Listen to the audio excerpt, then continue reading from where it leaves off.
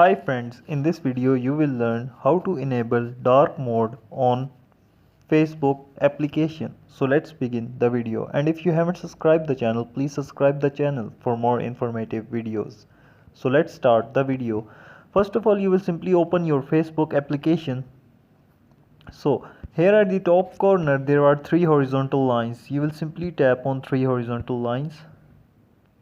So here you will scroll down and you will simply tap on settings and privacy.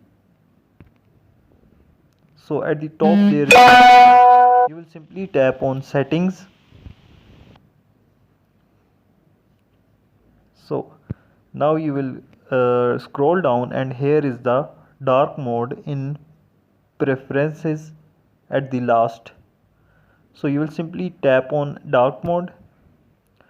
So you will simply tap on and the dark mode has been enabled. So if you want to turn this dark mode off, you will simply go to the three horizontal lines and you will simply tap on settings, go to settings, scroll down, dark mode, and you will simply tap on off.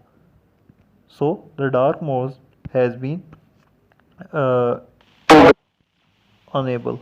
So this is the simple process of enabling the dark mode on Facebook application.